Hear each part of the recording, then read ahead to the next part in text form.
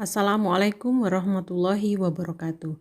Alhamdulillah anak-anak, kali ini kita kembali belajar kimia untuk kelas 11 bersama saya Ibu Trining Puspita Ningsih Jatmiko. Kali ini kita belajar tentang hidrolisis garam. Sebelum belajar, marilah kita berdoa terlebih dahulu agar ilmu yang kita pelajari ini memberikan manfaat. Bismillahirrahmanirrahim. Allahumma inni as'aluka ilman nafi'ah wa rizqan thayyiban wa amalan mutaqabbala. Ya Allah, sesungguhnya aku memohon kepadamu ilmu yang bermanfaat, rezeki yang baik, rezeki yang halal, dan amal yang diterima. Amin ya robbal alamin. Garam udah pasti nggak asing lagi bagi kita ya. Apalagi buat kalian yang hobi masak, pasti udah jago banget menakar garam dalam masakan. Nah, kali ini kita bahas garam dalam kimia, yaitu hidrolisis garam. Garam itu ada yang netral, ada yang basa maupun asam. Pasti kalian belum tahu kan? Hal itu ditentukan oleh pH garam itu sendiri. Menurut KBBI, Kamus Besar Bahasa Indonesia, kata garam dalam kimia didefinisikan sebagai hasil reaksi asam dengan basa, yaitu salah satu atau lebih atom hidrogen pada asam diganti oleh satu atau lebih kation suatu basa. Ini Ibu kasih warna merah untuk asam, warna biru untuk basa. Kemudian kalau atom hidrogen itu ada di asam ya. Kemudian pada basa yang bekerja nanti adalah kationnya. Ini sudah Ibu beri warna biru. Berarti dia menunjukkan basa. Warna merah berarti dia menunjukkan asam. Jadi catatan kita, asam ditambah basa itu menghasilkan garam plus air. Kemudian contoh-contohnya apa saja? Nih asamnya HCl ya. Kemudian basanya NaOH. Kemudian garamnya itu NaCl. Berarti hanya atom hidrogennya ini ya diganti oleh kation. Nah, kationnya Na. Seperti ini ya. Jadi terbentuklah dia garam natrium klorida ditambah air. Selama ini kalian sering sekali mengenal NaCl itu adalah garam dapur gitu ya. Nah, sekarang ada garam yang lain. Ini misalnya kita punya asamnya H2SO4. Asam sulfat ditambah 2NH4OH, amonium hidroksida. Nih, maka akan terbentuk garam. Garamnya gimana? Garamnya hidrogennya nanti ditukar posisinya dengan kation. Jadi kationnya amonium. Jadi namanya menjadi amonium sulfat ditambah H2O. Maka ini amonium sulfat ini juga termasuk garam ya. Ini adalah garam, amonium sulfat.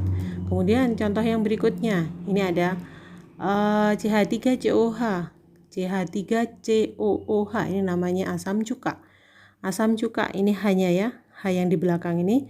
Kemudian dia ditambah dengan BaOH 2 kali. BaOH 2 kali ini namanya barium hidroksida. Nah, kemudian mana nih yang bekerja menghasilkan garam? Ya, yang bekerja menghasilkan garam ini berarti hanya ya hidrogen pada asam ini ditukar dengan kation. Nah, ditukar dengan kation. Jadi kationnya ini masuk menggantikan hidrogen, maka menjadi senyawa CH3COO 2 kali Ba. Nah, ini garam ya, CH3COO 2 kali Ba plus 2H2O. Nah, dalam reaksi asam basa menghasilkan garam atau reaksi-reaksi kimia yang lain, kalian harus perhatikan ini ya koefisiennya. Koefisien ini tidak boleh kurang atau tidak boleh salah angkanya. Kemudian masih banyak lagi larutan garam lainnya ya. Minimal sampai di sini kita udah tahu nih kalau ternyata garam itu tidak cuma NaCl, ada juga senyawa-senyawa lainnya yang dapat membentuk garam. Sekarang kita akan belajar garam itu terdiri dari kation basa ditambah sisa asam. Nah, contohnya tadi yang pertama adalah NaCl. Berarti NaCl ini dia terbentuk dari itu ya. Na-nya ya, terbentuk dari Na+ kationnya ya. Na+ ini kation basa, Kemudian Cl- ini adalah sisa asam. Kemudian kalau ditanya bahasanya apa nih Na, pasti kamu udah paham ya. Berarti bahasanya NaOH. Kemudian Cl-nya dari asam yang mana? HCl. Dari yang tadi ya. Jadi kita ulangi lagi biar paham. Nah, sekarang kalau ini NH4 2 kali SO4 ini namanya amonium sulfat. Maka dia terion menjadi NH4+ ya. Kation basanya 2NH4+ ditambah SO4 2-. Ya, nanti perhatikan materi kita tentang anion dan kation. Kemudian ini NH4+ berarti dia basanya NH4OH. Kemudian SO4 2-, maka dia sisa asamnya dari asam H2SO4 ya. Nah, ini jadi harus hafal indeksnya ya. Kalau sulfat itu pasti ada duanya, H2SO4. Seperti ini. Kemudian yang tadi CH3COO 2 kali Ba ini namanya barium asetat ya. Asam cuka atau asam asetat itu sama saja ya. Maka dia terion dari kation basanya itu CH3COO- ya, ditambah maaf kebalik ya, ini CH3COO- ini sisa asam ya. Nah, sekarang kationnya itu adalah kation basanya yang belakang Ba2+, ditambah CH3COO-, ini sisa asamnya. Kemudian ada siswa yang bertanya, ini kenapa BA-nya kok di belakang Bu? Ini penulisan lazimnya aja ya. Seandainya dia diputer juga bisa ditulis seperti ini. BA CH3 COO 2 kali. Nah, ini juga sama ya. BaCH3COO 2 kali. Khusus untuk asetat biasanya penulisan sisa asamnya itu di depan. Untuk asetat ya. Nih, jadi kalau yang pertama dengan yang kedua ini sama ya. Sama aja. Ya, jadi tinggal kalian kalau membaca soal oh ini namanya barium asetat, bisa kita tuliskan Ba-nya di depan atau Ba-nya di belakang. Nah, kalau disuruh menentukan basanya Ba2+, berarti basanya adalah BaOH 2 kali. Ya, ini 2-nya nggak boleh hilang ya. BaOH 2 kali. Kemudian kalau CH3COOH berarti CH3COO- asamnya jadi CH3COOH. Seperti ini ya. Nah, mudah-mudahan sedikit materi kita ini kamu bisa memahami ya. Mana kation basa, mana kation asam, berapa jumlah ion asam, berapa jumlah ionnya basa. Maaf, ini asam ya. Berapa ionnya asam, berapa ionnya basa. Seperti itu. Perhatikan gambar yang menunjukkan berbagai jenis larutan garam dengan pH yang berbeda. Pertanyaannya, kenapa bisa berbeda? Hal ini terjadi akibat adanya hidrolisis. Nah, kita punya larutan NaCl ya. Ini larutan NaCl, ini pH-nya sama dengan 7. Kenapa kok pH-nya sama dengan 7? Karena terdiri dari basa kuat dan asam kuat. Ini Na+ sama Cl- ini sama-sama kuat. NaOH basa yang kuat, HCl asam yang kuat. Jadi pH-nya netral, sama-sama kuat. Kemudian kalau NH4 2 kali SO4, ini pH-nya kurang dari 7 atau istilahnya asam. Kalau ini pH-nya asam, berarti dia terdiri dari asam kuat dan basa lemah. Ini SO4 itu adalah asamnya kuat ya. Kemudian kalau NH4+ ini basanya lemah ya. Ini basa lemah. Nah, berarti hidrolisis garam ditentukan oleh yang kuat. Nah, ini kalau asamnya yang kuat berarti dia bersifat asam. Kemudian yang ketiga ini adalah larutan CH3COO2 kali Ba. pH-nya lebih dari 7, berarti dia terdiri dari basa kuat lebih dari 7 ya. Lebih dari 7 berarti Ba-nya itu basanya kuat. Kemudian CH3COO-nya berarti dia ini asamnya lemah ya. Ini asamnya lemah. Maka dia lebih dari 7 berarti dia bersifat basa. Hidrolisis adalah bereaksinya ion dari sisa basa lemah atau asam lemah dengan air. Nah, berarti dia disebut hidrolisis atau dapat mengalami reaksi hidrolisis jika ada sisa basa lemah atau asam lemah yang bereaksi dengan air. Nah, atau hidrolisis adalah penguraian garam oleh air. Ini bisa jadi definisi yang kedua ya. Yang pertama ini, yang kedua adalah ini. pH masing-masing larutan tergantung dari sifat senyawa yang terlarut dalam airnya, seperti yang tadi Ibu sampaikan. Oleh karena itu, garam dapat terbentuk dari 4 reaksi kimia sebagai berikut. Garam dari asam kuat dan basa kuat, di mana garam ini akan memiliki pH sama dengan 7. Garam ini bersifat netral, yang artinya tidak terhidrolisis. Jadi ada garam yang tidak terhidrolisis jika terdiri dari asam kuat dan basa kuat. Yang kedua, garam dari asam kuat dan basa lemah, di mana garam ini pH-nya kurang dari 7 karena kuat ya asamnya, berarti dia bersifat asam. Kalau yang nomor 1 ini tidak terjadi hidrolisis, maka yang nomor 2 ini terjadi hidrolisis, tapi ini istilahnya hidrolisis sebagian ya. Yang terhidrolisis itu apa? Yang lemah. Hidrolisis sebagian berarti yang terhidrolisis yang berasal dari basa lemah.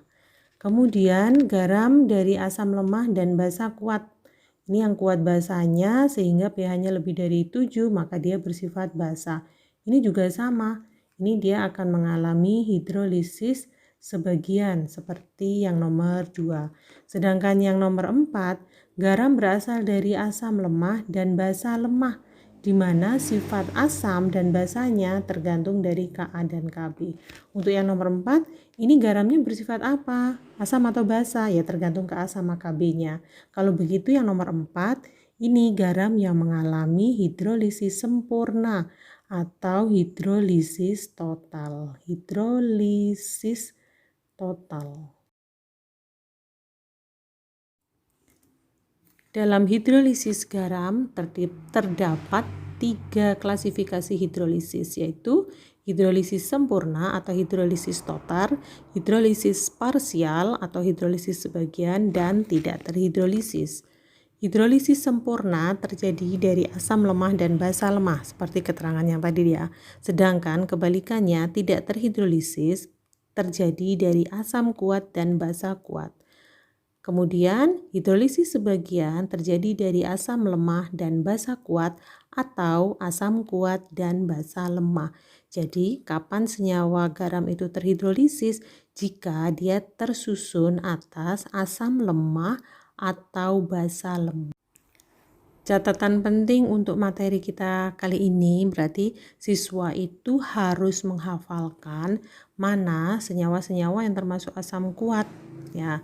Ini berarti kalau nanti kalian perhatikan di soal itu ada HCl, berarti ini Cl- ya. Cl-nya, sisa asamnya. Kemudian HBr, ini berarti Br-. Kemudian Hi, berarti dia I-. Nih. Kemudian HNO3 berarti ini NO3-, ini sisa asam yang kuat. Kemudian kalau H2SO4 berarti sisa asamnya SO42-.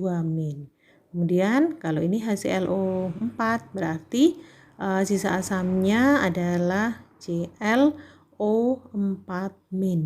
Kemudian siswa tanya, kenapa kok nggak yang lemah juga Bu? Karena yang lemah jumlahnya lebih banyak. Jadi kamu perhatikan atau kamu hafalkan asam-asam yang kuat saja. Ini hanya sedikit ya, insya Allah kamu bisa. Kemudian mana yang termasuk basa yang kuat? Nah, basa yang kuat ini ada KUH, berarti dia kationnya K+, ya. Kemudian NaOH, kationnya Na+. Kemudian BaOH 2 kali, berarti dia kationnya Ba2+. Kemudian CaOH 2 kali, kationnya Ca2+. Lalu SrOH 2 kali, berarti kationnya Sr2+. Ini yang termasuk basa kuat. Ya, jadi tolong dihafalkan asam kuat dan basa kuat untuk mempercepat kalian menentukan jawaban soal-soal yang berhubungan dengan hidrolisis garam. Sekarang kita coba pelajari melalui tabel ini ya. Jadi kalau asamnya kuat, basanya kuat, maka dia akan membentuk garam yang bersifat netral dengan pH sama dengan 7. Contohnya NaCl seperti tadi. Maka ini dia garamnya tidak terhidrolisis. Jika garam terbentuk dari asam kuat, basa lemah, maka pH-nya sesuai dengan kekuatannya. Yang kuat asamnya berarti garam bersifat asam dengan pH kurang dari 7. Contohnya NH4Cl. Ya. Kemudian dia garam yang terhidrolisis parsial atau hidrolisis sebagian. Jika garam itu terbentuk dari asam lemah dan basa kuat, maka garamnya akan bersifat basa karena yang kuat adalah basanya. Kemudian berapa pH-nya? pH basa pasti dia lebih dari 7. Contohnya CH3COONa. Kemudian dia termasuk hidrolisis parsial. Kemudian jika dia terbentuk dari asam yang lemah dan basa yang lemah, maka bagaimana pH-nya? pH-nya dia akan tergantung Ka dan Kb. Contohnya NH4F, amonium fluorida. Ini dia akan mengalami hidrolisis total atau terhidrolisis sempurna. Maka garam dari asam lemah dan basa lemah atau reaksi garam yang terhidrolisis sempurna tergantung dari nilai Ka dan Kb-nya kan. Berikut ketentuan dari Ka dan Kb pada garam yang terhidrolisis sempurna. Jika Ka sama dengan Kb, maka garam bersifat netral. Jika Ka lebih besar dari Kb, maka garam bersifat asam. Jika Ka kurang dari Kb, maka garam bersifat basa. Sekarang kita akan lanjut ke reaksi hidrolisis.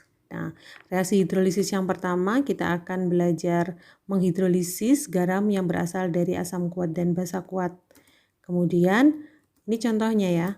Contohnya adalah NaCl aki terion menjadi Na+ ditambah Cl-. Bagaimana reaksi hidrolisisnya?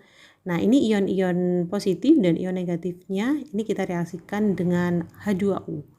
Na+ ditambah H2O. Ini dia tidak terjadi reaksi. Kenapa tidak terjadi reaksi? Karena dia kation yang kuat, ya berasal dari asam kuat. Maka air ini tidak bisa menghidrolisis anion atau kation yang kuat, ya.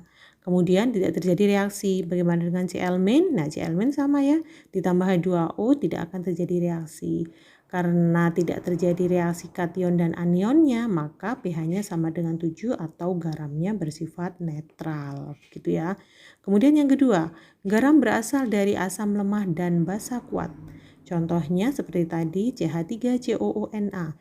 Dia akan terion menjadi CH3COO- aki ditambah Na+ aki. Maka kita ionkan, kita reaksikan anion dan kationnya masing-masing dengan H2O. Ini CH3COO- karena dia asamnya lemah, kalau direaksikan dengan H2O bisa bereaksi ya. Bisa bereaksi menjadi CH3COOH ditambah OH-.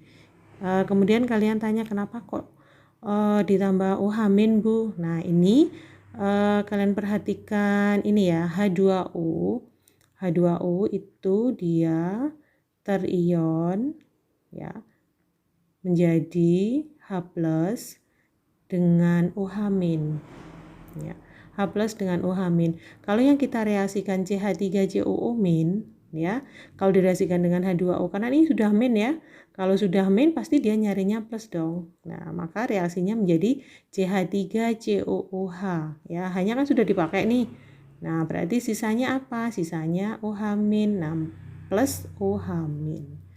Gitu. Kemudian Na plus ditambah H2O karena Na-nya kuat ya, karena dia basanya kuat, maka dia tidak akan bereaksi. Ini basanya kuat ditambah dengan H2O tidak akan bereaksi. Nah, kalau seperti ini bersifat apa? Bersifat basa ya, pH-nya lebih dari 7. pH-nya lebih dari 7 bersifat basa. Ini kan keluar OH min ya. OH min ini bersifat basa. Maka nanti kalau dalam perhitungan hitung berapa pH-nya. Nah, untuk seperti ini, soal seperti ini kalian harus menghitungnya dari sini. Ada OH min sama dengan akar KW kali Mg. Mg itu molaritas garam. Molaritas garam. KW kali Mg dibagi Ka. Mg-nya garamnya ini ya. CH3COONA. Nanti kita cek ini CH3COONA-nya berarti nanti kita ceknya dari ini konsentrasi CH3COO min. Nih jumlahnya kalau konsentrasinya sesuai dengan koefisiennya ya. Nih. Kemudian KH sama dengan KW per KA. KW per KA ini sama dengan KH, atau kadang di soal atau di buku ya, di buku itu ada keterangan seperti ini sama saja.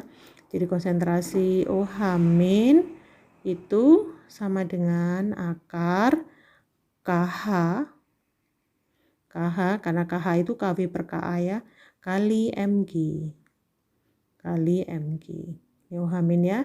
Kalau yang ditanya pH berarti kita masuknya lewat pOH. Kalau kemudian pOH-nya tahu, maka kita bisa menghitung pH.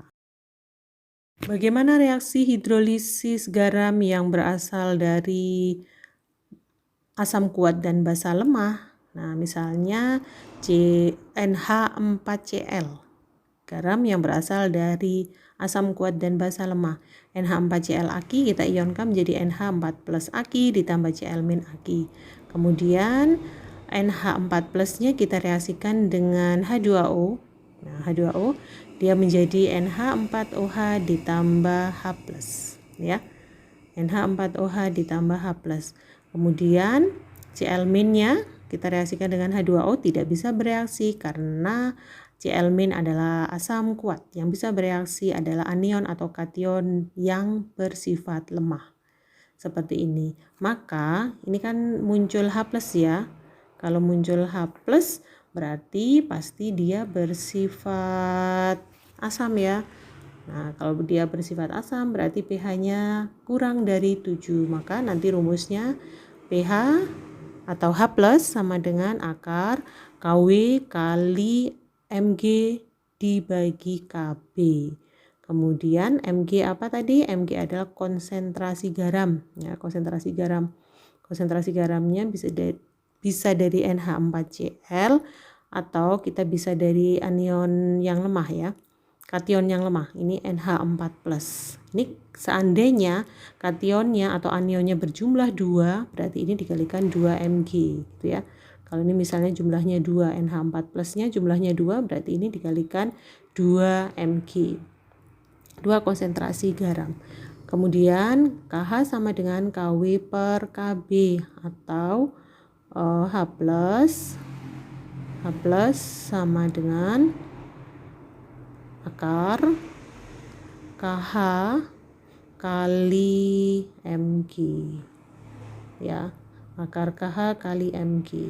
Ini yang berikutnya kita akan belajar reaksi hidrolisis dari asam lemah dan basa lemah. Nih dua-duanya lemah ya. Kalau dua-duanya lemah berarti nanti akan keluar H plus sama OH min. Nah, ini CH3COO min ditambah NH4 plus. Ya, berarti CH3COO minnya kita reaksikan CH3COO min. Ya, CH3COO min aki, ini maksudnya aki ya. CH3COO min Aki ditambah H2O, dia akan menjadi CH3COOH ditambah OH- Aki. Kemudian NH4 plus ditambah H2O, dia akan menjadi NH4OH Aki ditambah Aki ditambah H plus, ya, ditambah H plus Aki.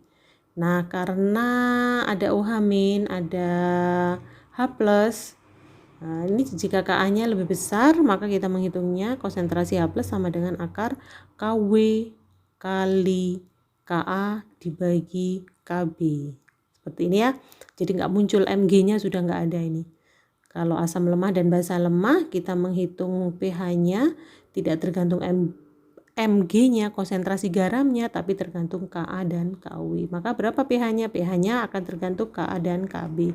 Kemudian ini jika Ka-nya lebih kecil, berarti dia bersifat basa. Maka OH- sama dengan akar Kw kali Kb per Ka. Ini rumusnya mirip-mirip ya. Jadi diusahakan kalian teliti mana yang dibagi, mana yang dikali. Ini ya, kalau OH- berarti akar Kw kali Kb per Ka. Kalau H plus sama dengan akar Kw kali Ka dibagi Kb. Alhamdulillah anak-anak, untuk kali ini kita cukupkan sampai di sini dulu dan bersemangatlah untuk hal-hal yang baik, termasuk belajar untuk menuntut ilmu.